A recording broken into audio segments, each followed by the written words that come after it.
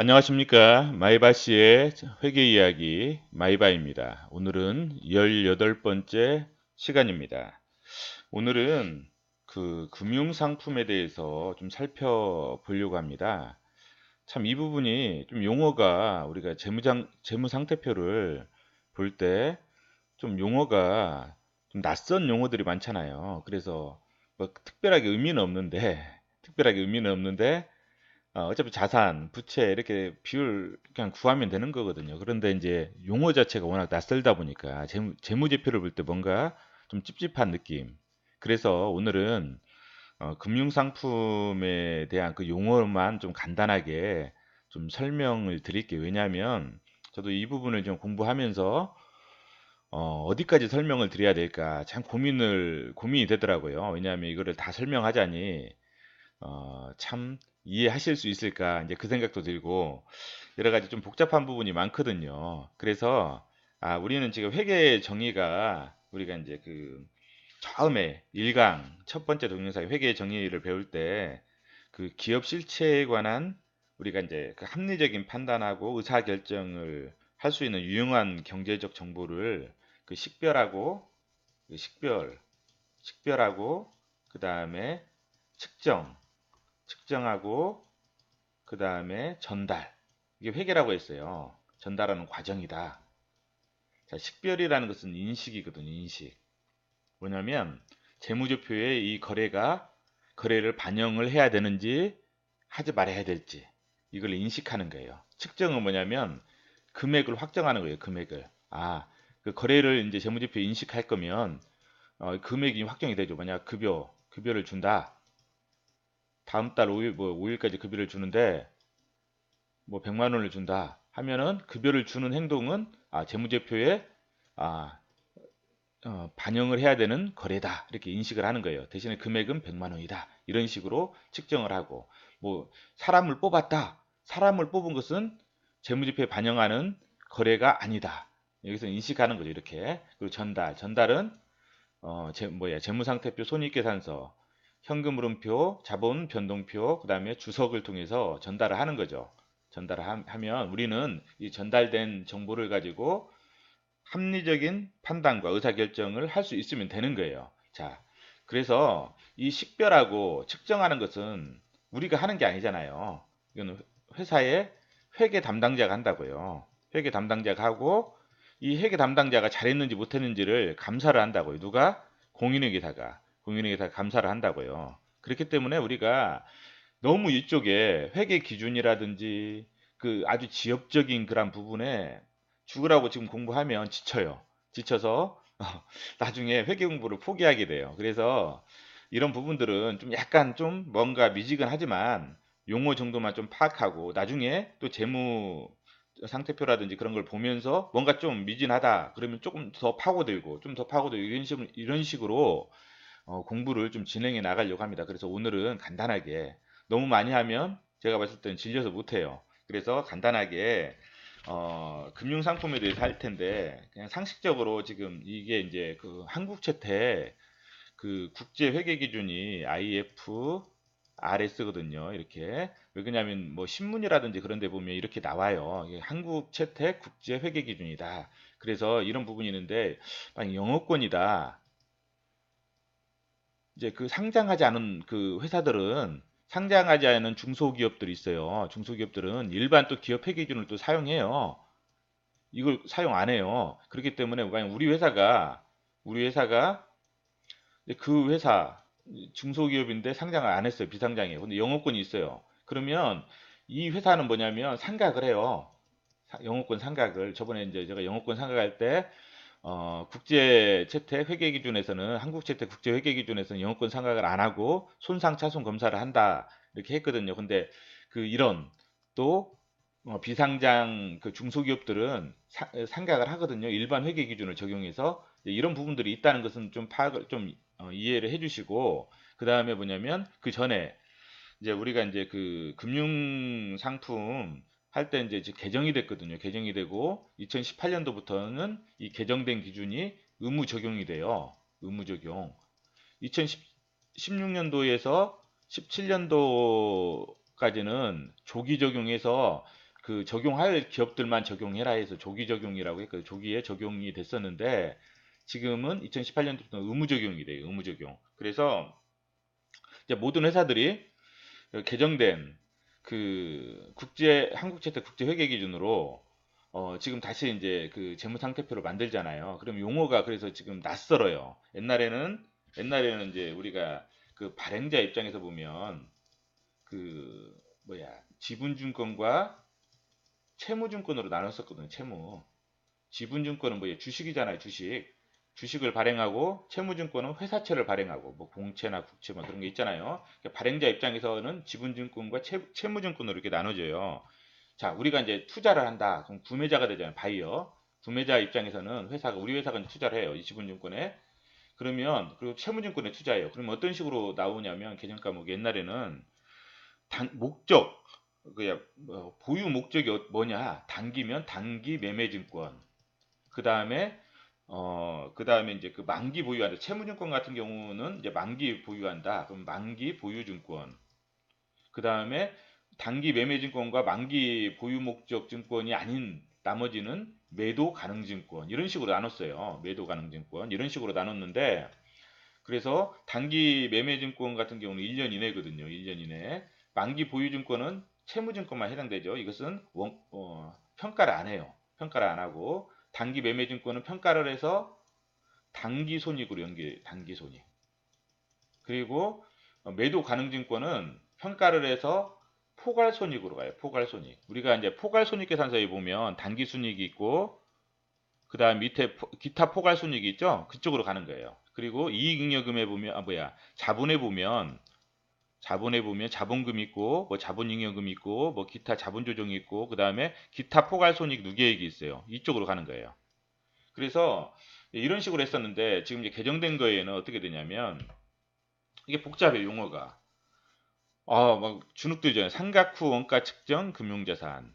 그 다음에 기타 포괄 손익 공정가치 측정 금융자산. 단기 손익 공정가치 측정 금융자산. 그래서 이제 너무 기니까 영어로 이제 그 회계학 책을 보면 이제 뭐 이런 식으로 AC 금융자산, FVOCI 금융자산, FVPL 금융자산 이런 식으로 써요. 용어를. 그래서 이제 혹시라도 신문 같은 데 보도 FVPL 금융자산 이런 식으로 나와요. 신문 이렇게 기사 보면 그러면 이거는 단기 손익 공정가치 측정 금융자산이구나 이렇게 아시면 되는 거예요. 그래서 이거는 뭐냐면 그냥 간단하게 개정 전에 보면은 이게 만기 보유증권이라고 보면 돼. 만기 보유증권. 만기 보유증권. 뭔가 그 회계 처리가 조금씩은 변동이 됐기 때문에 개정이 됐잖아요. 그렇지만은 그냥 우리는 이 의미로 알고 계셔요. 만기 보유증권이 삼각후 원가 측정 금융자산이다. 만기 보유증권 아까 뭐라고 했죠? 만기까지 보유하는 목적으로 보유하는 증권. 그래서 이게 뭐 회사채 같은 거 채권이죠. 회사 채권. 이제 상대방이 채무로 발행한 거죠. 채무증권인데 채무증권은 우리가 샀으니까 채무 상품이 되죠. 그래서 이제 회사채 같은 경우 이제 만기까지 보유한다. 그러면 이제 이런 식으로 삼각부 원가는 뭐냐면 우리가 회사채를 보유해요. 그러면 뭐 이게 원금이 있을 테고 원금이 얼마 있을 테고 이자율이 있을 거예요. 이자율이 뭐 액면 이자율이 10%다. 그러면은 시장 이자율이 5%다. 그럼 뭐예요? 사람들이 이 회사가 시장 이자율보다 더 이자율을 많이 주니까 뭐 어떻게 많이 살려고 하겠죠. 많이 살려고 하기 때문에 할증이 된다고요. 할증. 그래서 취득 원가에서 이 할증 금액을 플러스 해주고 그 다음에 나중에 이게 이제 3%다. 그러면 안 살라고 하잖아요. 그럼 이제 할인해서 이제 판다고 할인액을 빼주고 이런 식으로 해가지고 원가로 측정하는 거예요. 원가로 측정하고 이것은 뭐야 평가를 안 해요. 그리고 기타 포괄 손익 공정가치 측정 금융재산은 뭐냐면 과거에 매도 가능 증권이었어요. 매도 가능 증권이 이제 이 용어로 바뀌었다는 거. 그 다음에 단기 손익 공정가치 측정 금융재산은 그냥 단기 매매 목적, 단기 매매 증권. 자, 그래서 뭐냐면 간단하게 개념을 잡으시면 뭐냐면 단기 매매 증권은 1년 이내에 매매를 목적으로 하는 거예요. 매매를 1년 이내에. 그래서 뭐냐면 1년 이내에 매매를 목적으로 하기 때문에 시장가 있죠. 시장 가치로.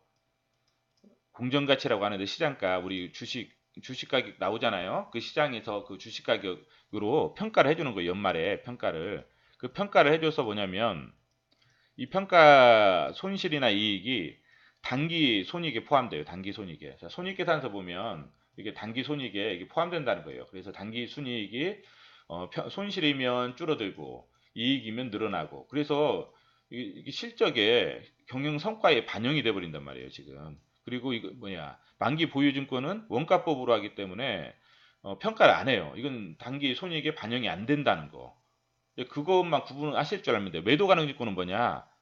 이것과 이것이 아닌 게 매도 가능 증권으로 가는 거예요. 그냥 이렇게 만기 보유 증권 그러니까 삼각후 원가 측정 금융자산하고 그 공정 단기 손익 공정가치 측정 금융자산이 아닌 게 매도 가능 증권으로 가는데 매도 가능 증권은 뭐냐? 평가를 해요. 평가는 하는데 뭐냐면 단기 손익으로 안 가고 그 포괄 손익 계산서에 보면 단기 순이익 다음에 기타 포괄 손익이라고 있어요. 기타 포괄 손익. 그럼 이 기타 포괄 손익으로 가는 거예요. 기타 포괄 손익. 이 평가를 해서 그 기타 포괄 손익. 이 기타 포괄 손익은 뭐냐? 자본으로 가는 거예요. 자본.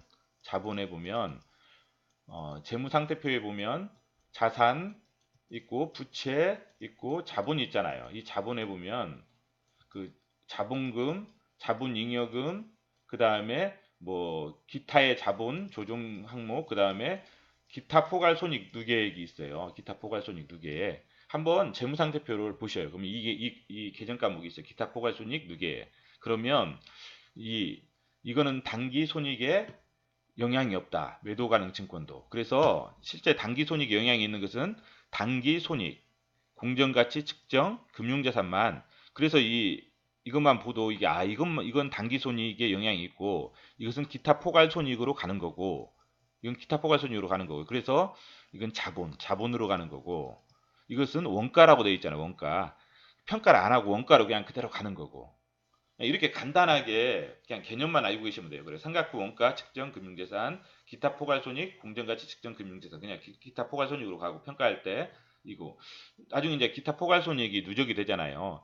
이 기타 포괄손익 공정가치 측정 금융재산을 팔 때 한꺼번에 손이 뭐야 비용으로 가는 거예요. 이거는 그래서 이제 팔 때 이건 비용 처리가 되는 거고 그래서 이제 이익이나 손실 처리가 되는 거예요. 비용이 아니라 이익이나 손실 처리가 그래서 단기 손익이 그때 팔 때.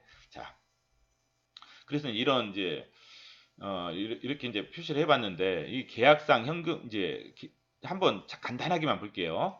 금융자산 분류와 측정하는 기준이 뭐냐면 현금으로 계약상 현금으로는 특정 조건이 하나 있고 사업무형이 있어요. 사업무형.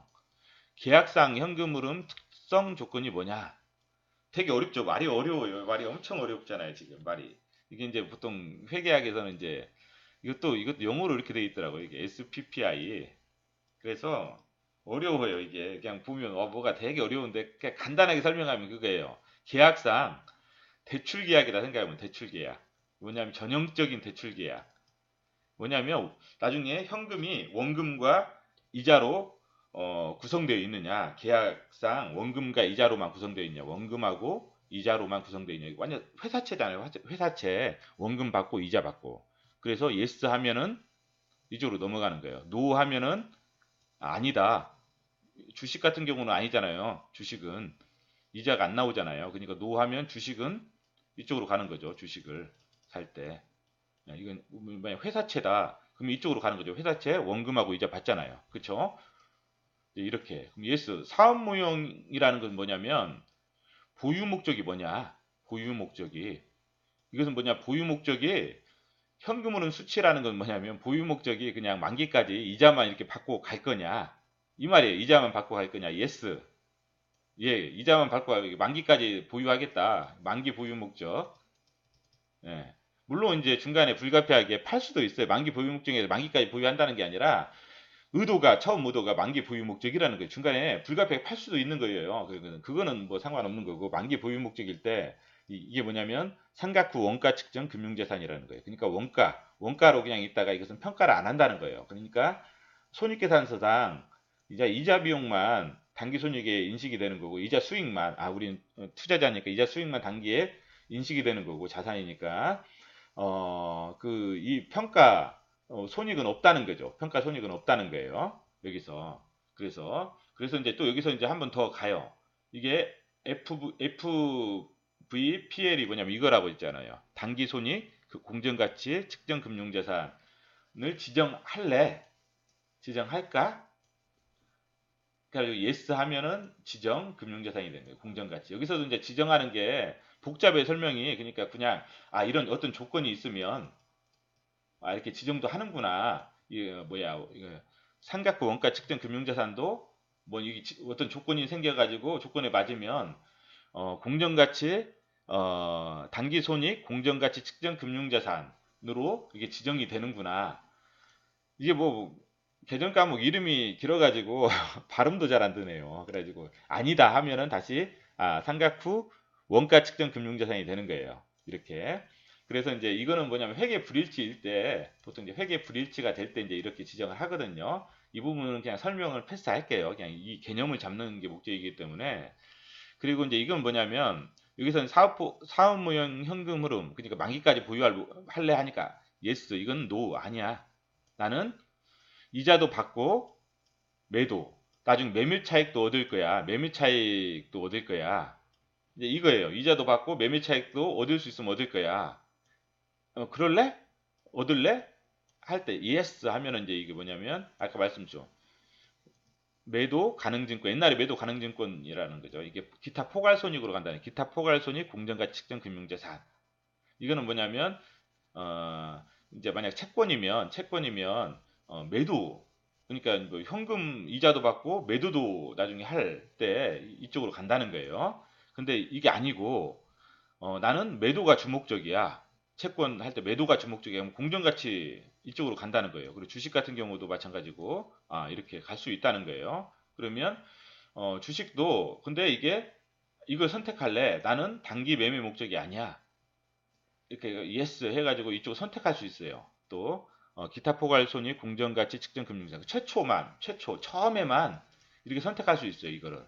그러면 이 선택을 한번 하면 다시 이쪽으로 되돌아올 수가 없는 거예요. 그래서 이런 개념이 있다는 정도만 이렇게 좀 알고 계세요. 그래서 그냥 간단하게 파악을 하시되 어떤 식으로 삼각후 원가 측정 금융자산은 이 명칭에서 보듯이 원가에 그냥 원가로 가만히 있고 평가를 하지 않는다는 거예요. 그냥 말 그대로 현금 원금하고 이자만 받는 거예요. 나중에 이자만.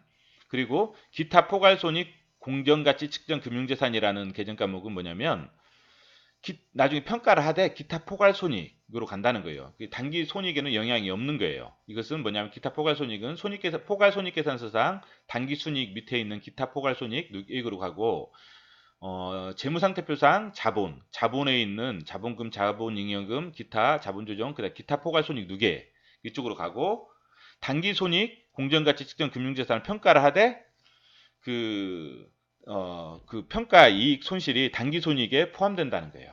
그래서 이 정도만 파악을 하시면 아마 나중에 재무상태 배울 때 이런 용어들이 이런 게 있구나 정도만 파악을 하셔요. 이게 뭐 어떻게 제가 봤을 때는 설명은 나중에 이제 보면서 또 추가적으로 조금씩 더 들어갈 거예요. 이제 조금씩 여기서 조금씩 개별적으로 한꺼번에 다 하겠다 그 생각은 좀 힘들고 해도 아마 머릿속에 안 들어올 거예요. 그래서 이 정도만 개념 정도만 알고 계시고 그러면 이쪽에 좀 파악하기 힘들 거예요. 쉬울 거예요. 자, 보면 여기 기사에 보면 우리가 FVPL 손익 증가 배경 이게 나왔잖아요. FVPL 이게 뭐예요? 단기 손익인 시의 금융자산이잖아요. 그쵸? FV 단기 손익 측정 금융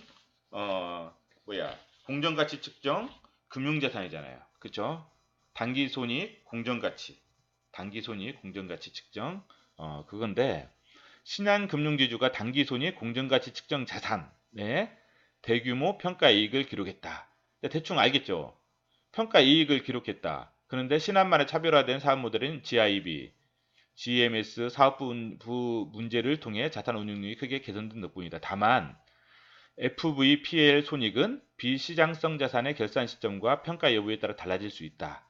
그리고 이것이 비이자 수익 변동성을 확대시키는 요인이 됐다. 왜냐하면 단기 손익에 영향이 되기 때문에 이제 계속 변동성이 심해지겠죠. 평가에 따라서 이익 단기 손익으로 되기 때문에. 그리고 과거에는 비상장 주식 같은 경우는 원가법으로 즉 평가를 안 했어요. 그런데 지금 이제 개정이 되면서 이제 평가를 해서 공정가치법으로 평가를 해서 이게 단기 손익에 이제 뭐야 이렇게 반영을 하기 때문에 변동성이 좀 커졌다는 거잖아요. 지금 이 느낌이 한번 기사를 한번 읽어보셔요. 읽어보시면 아 이런 용어가 그런 용어구나 정도 우리가 좀 파악을 하실 수 있으면 돼요.